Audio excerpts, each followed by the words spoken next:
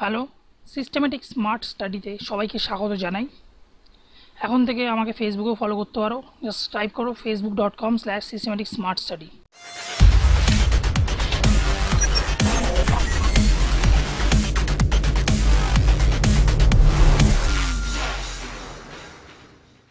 Hello, আজকে যদি বলবো উত্তর দিনাজপুরে ডিস্ট্রিক্ট কোচ রায়গঞ্জ এরা যে স্টাফ রিক্রুটমেন্ট করছে তার পুরো ফর্ম ফিল আপ প্রসিডিওরটা দেখাবো।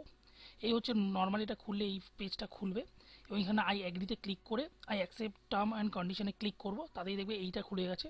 এবার পোস্ট অ্যাপ্লাইয়ের জন্য বিভিন্ন রকম পোস্ট আছে। English stenographer, grade 3 lower division clerk, group 3 process server, group D peon, তারপর ফরাস, নাইট গার্ড, এগুলো থাকবে। এটার মধ্যে যে কোনো একটা ক্লিক করতে হবে।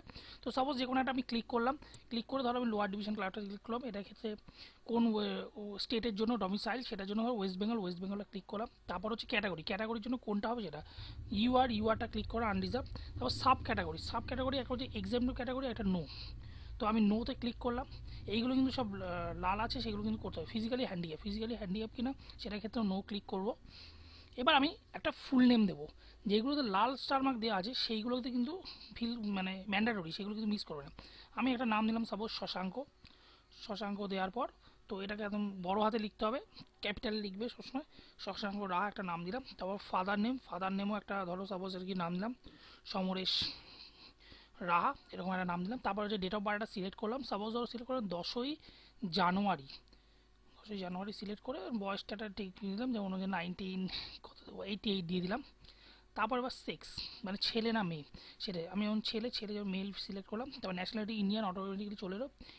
রিলিজিয়ান এতগুলো আছে, বুদ্ধিজম, ক্রিশ্চিয়ানিটি, হিন্দুইজম, ইসলাম, জৈনিজম, শিখিজম। তো হিন্দুইজমে ক্লিক করলাম। ক্লিক করার পরে এবার আসবে তোমার অ্যাড্রেসের জন্য একটা সাপোজ একটা কোনো নাম্বার দিয়ে দিলাম 28/1। ধরো সাপোজ কি বলো সুভাষনগর দেওয়ার পর একটা সাপোজ কিছু একটা নাম দিয়ে ডিস্ট্রিক্ট হচ্ছে কলকাতা। তারপর পোস্ট অফিস কি যাবে, পোস্ট অফিস নাকতলা দিয়ে দিলাম। তারপর যে স্টেট অবভিয়াসলি ওয়েস্ট বেঙ্গলই হবে, ওয়েস্ট বেঙ্গল সিলেক্ট করলাম। তারপর পিনকোড দিলাম, পিনকোড হবে 7,47,000, তো সেটা দিয়ে দিলাম। এবার মোবাইল নাম্বারটা সাপোজ র্যান্ডামলি একটা কিছু দিলাম 8981292221 একটা নাম্বার দিয়ে এইটা যেই ফিল আপ করাবো। এবার ডান দিকে দেখবো, ডান দিকে এখানে প্রেজেন্ট অ্যাড্রেসে টিক দেবো, এটা সর্বপ্রথম চলে আসবে। তারপর আছে হচ্ছে ইমেল অ্যাড্রেসে একটা সাপোজ একটা নাম বানিয়ে দিলাম, ধরো শশাঙ্ক রাহা @gmail.com একটা দিয়ে দিলাম। তারপর হচ্ছে এডুকেশনটা ক্লিক করব। যেহেতু ক্লার্কটা ক্লিক করছি সেক্ষেত্রে আমি এইচএস কিংবা তার সমতুল্য করবো, কিংবা মাধ্যমিক যেহেতু আছে মাধ্যমিকও দিতে পারবো। তো এটার ক্ষেত্রে ও আবার বোর্ড ইয়ে খুলে গেছে। তো বোর্ডের ক্ষেত্রে কী বলছে, ও আচ্ছা, you are not eligible for the post of this knowledge. না, এটার ক্ষেত্রে এটা হবে না, আমাকে মনে হচ্ছে মাধ্যমিক বা তার সমতুল্য এটা মনে হয় সিলেক্ট করতে হবে। হ্যাঁ, এটা সিলেক্ট করে দিলাম। সিলেক্ট করে মাধ্যমিক ক্লাস 10 কি পাস করেছি, কোন বোর্ড থেকে সেটা দেবো, যেমন হচ্ছে West Bengal board of secondary education. তো এটা টাইপ করি w.b.b.s.e, এটা করে দিলাম। এবার এটা করার পর এবার ইয়ারটা দিয়ে দিল 2004, কোন সালে পাস করেছিলাম, ক্লাস 8। না, এটা ভুল দিলাম আমি, এটা হবে না। এটা হচ্ছে কত পার্সেন্টেজ পেয়েছিলাম, পার্সেন্টেজটা এখানে দিতে হবে। পার্সেন্টেজটা হচ্ছে সব একটা দিলাম, ধরো 70% দিয়ে দিলাম। এবার do you have any knowledge in computer, ওটা ইয়েস করে দিলাম। ইয়েস করে যেইটার উপর আমি করেছি সেটার উপরে ধরো লিখলাম diploma in computer application programming, তো ডিসিএপি দিয়ে দিলাম। তো এটা হলো। তো এই জায়গাটা সিলেক্ট করতে হবে, আর ইউ গভর্নমেন্ট সার্ভেন্ট না, সিলেক্ট করলাম। আদার কোয়ালিফিকেশান যদি কিছু থাকে তো সেটা দিয়ে এখানে ম্যান্ডেটরি নয় বলে কিছু দিচ্ছি না। একটা পাসওয়ার্ড দিয়ে দিতে হবে, তোমার নিজস্ব একটা পাসওয়ার্ড দিয়ে দেবে, নিয়ে বানিয়ে এবং সেটাকে আবার এন্টার পাসওয়ার্ড করতে হবে।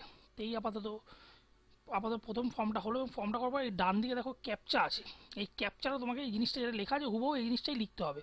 সে নাম্বার হোক, বড় হাতের হোক বা ক্যাপিটালের হোক বা স্মল লেটার হোক, সেটা লিখে দিই। এটা টাইপ করে দেখো বাদিকে একটা ছোট্ট বক্স আছে, ওই বক্সে আমি ক্লিক করলাম, যে ডিক্লারেশন দিলাম আমি সবই করলাম। তারপর আই অ্যাকসেপ্ট টার্মস অ্যান্ড কন্ডিশনে ক্লিক করে নেবো। এই জিনিসটা ঠিক হয়ে গেল। এটা তোমাকে একটা ছোট্ট সিঙ্গেল পপ আপ উইন্ডো তোমার এখানে খুলে আসবে। এই জিনিসটা করে নিলাম, মানে অলরেডি আমার এটা হয়ে গেল। তো দেখে নেবো যে সব ঠিকঠাক আছে নাকি, সব ঠিকঠাক থাকলে ভালো প্রসিড করবো। নিচে বাদিকে দেখো প্রসিড আছে, নাহলে যদি কিছু এডিট বা কিছু চেঞ্জেস করতে হয় সেই জায়গাটা মডিফাই ডিটেলস বলে আবার মডিফাই করব। এই দুখানা অপশান আমার কাছে আছে, দুখানার মধ্যে যেটা আমার ঠিক মনে হবে সেটা আমি করব। তো এইটা চলে গেল। এবার এটা চলে প্রসিডে চলে যাই। প্রসিডে চলার পর এই হচ্ছে স্টেপ 2। তো আপাতত তোমার এটা হয়ে গেল। দেখো নিচে দেখতে পাবে অ্যাপ্লিকেশন নাম্বার চলে এসছে। তারপর হচ্ছে তুমি এখানে দেখতে পাবে তোমার ডেট অফ বার্থ দেওয়া আছে, কোন পোস্টের জন্য অ্যাপ্লাই করেছো সেটাও দেওয়া আছে, ক্যাটাগরি চলে গেল এবং ফিস কত হবে 350 টাকা প্লাস ব্যাঙ্ক চার্জেস। এখানে সেটা হয়ে গেল। এবার দেখো আপলোড ফটো, এখানে এসে আপলোড ফটো করতে হবে। ফটোটা আপলোড করলে এবার স্টেপ কিন্তু হয়ে গেল। এবার বাকি সব ইজি। প্রথম স্টেপটাই হচ্ছে কঠিন থাকে, যে কী লিখবো না লিখবো, কনফিউশন কী হয়। এবার তারপর হচ্ছে আপলোড ফটো থাকবে। আপলোড ফটো হওয়ার পর পরের স্টেপ থাকবে আপলোড সিগনেচার। তারপর অ্যাপ্লিকেশন ফি পেমেন্ট, মানে অনলাইনে যারা পেমেন্ট করে অনলাইনের মধ্যে দিয়ে দেবে। আবার অ্যাপ্লিকেশন ফি পেমেন্ট এন্ট্রি, মানে অ্যাপ্লিকেশন ফি পেমেন্ট এন্ট্রিটা একদম কনফার্ম হওয়ার জন্য সেই প্রসেসে ঢুকতে হবে। সেটা হওয়ার পর দেখবে সব কিছু যখন ঠিক হয়ে গেল, প্রথমে আপলোড ফটোটা বলছি, আপলোড ফটো হয়ে আসবে। তারপর চলে আসবে আপলোড সাইন সিগনেচার। সিগনেচার কিন্তু এখানে আমার মানে যেটা দিয়েছি অ্যাডভার্টাইজমেন্টটা পড়ে নেবে, ওটার মধ্যে কিন্তু আছে। তারপর অ্যাপ্লিকেশন ফি পেমেন্ট, তারপর অ্যাপ্লিকেশন ফিস পেমেন্ট এন্ট্রি। ওটা হওয়ার পর এই প্রসেসগুলো হয়ে যাবে ইজি। এই প্রসেসগুলো ইজি, এগুলো চাপ নিই। তারপর হচ্ছে ফিল্ড ইন ফর্ম, মানে তোমার ফর্মটা ফিল আপ করলে সঙ্গে সঙ্গে একটা পিডিএফ ফর্ম্যাটে চলে আসবে, সেটা প্রিন্ট করে রেখে দেবে, তোমার ফিউচারের জন্য কাজে লাগতে পারে। তো ব্যাপারটা আপাতত এই ছিল। তো এই হচ্ছে প্রসেস, মেইন প্রসেসটা বলে দিলাম। তোমার এরপর কোনো রকম অসুবিধা থাকলে আমাকে কমেন্ট বক্সে বলো, আমি বলে দেবো। তো এই পর্যন্তই ছিল ভিডিওটি। যদি ভিডিওটি ভালো লেগে থাকে লাইক করো, সাবস্ক্রাইব করো এবং শেয়ার করো নিজের বন্ধু বান্ধবীদের সাথে এবং নিজের আত্মীয়দের সাথে, যাতে ভিডিও দিয়ে দেখে অনেকের সাহায্য হয়। ধন্যবাদ ভিডিওটিকে দেখার জন্য।